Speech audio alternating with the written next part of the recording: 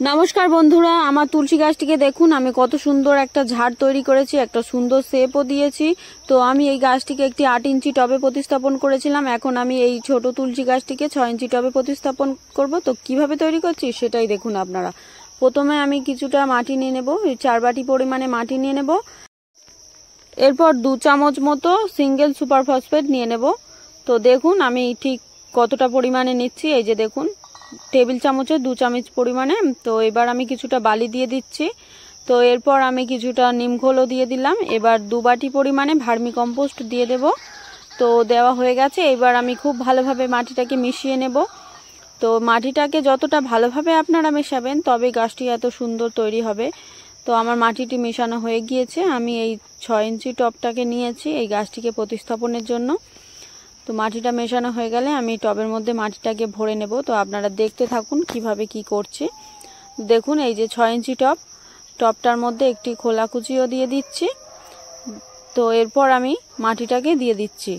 দেখুন কিভাবে মাটিটাকে দিতে হয়, হাত দিয়ে দিয়ে চেপে সুন্দর করে সমান করে নেবেন। তারপর আবারও মাটি দিয়ে দিতে হবে, দিয়ে আবারও চেপে সমান করে নিতে হবে যাতে কোনো রকম ফাঁপা অংশ না রয়ে যায়।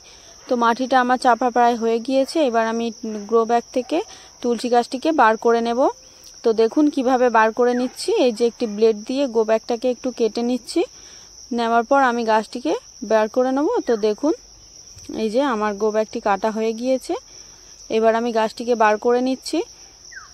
তো দেখতেই পাচ্ছেন যখন আমি এই টবের মধ্যে গাছটাকে প্রতিস্থাপন করছি তো কিছুদিন পর আপনারা অবশ্যই দেখতে পাবেন যে এরকম বড় হয়ে যাবে গাছটি। যেহেতু ছোট ব্যাগে ছিল তো তাই ছোট হয়েছিল। তো দেখুন আমি কিভাবে মাটিটাকে চারিদিক দিয়ে ছড়িয়ে দিচ্ছি। এবার হাত দিয়ে সুন্দর করে চেপে সমান করে নেব এবং যে ফাঁপা অংশগুলো রয়েছে আঙুল দিয়ে চেপে চেপে মাটিগুলোকে গ্যাপগুলোকে পূরণ করে দেব। তো আমার এখানে গ্যাপ পূরণ করা হয়ে গিয়েছে, আপনারা দেখতেই পাচ্ছেন। আবারও আমি এখানে কিছুটা মাটি দিয়ে দিচ্ছি। তো দেখুন আমার গাছটি প্রতিস্থাপন হয়ে গিয়েছে।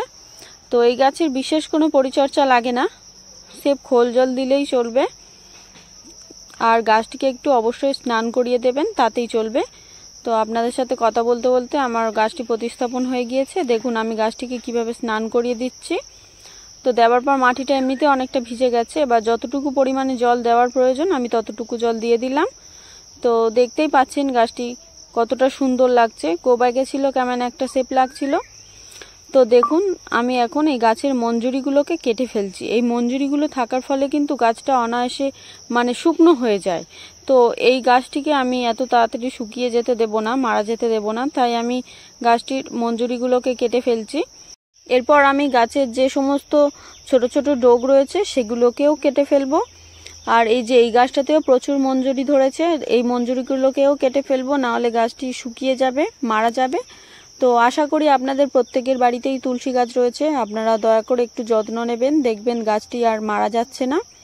এই সমস্ত মঞ্জুরি বা ডোগগুলোকে একটু কেটে কেটে ফেলবেন, তবে গাছটি অনেক ঝাড় হবে। তো ভিডিওটি আমি এখানেই শেষ করছি। দেখা হচ্ছে পরের দিন নতুন কোনো গাছের ভিডিও নিয়ে। ততক্ষণ আপনারা সুস্থ থাকুন, ভালো থাকুন। ভিডিওটি শেষ পর্যন্ত দেখার জন্য আপনাদেরকে অসংখ্য অসংখ্য ধন্যবাদ।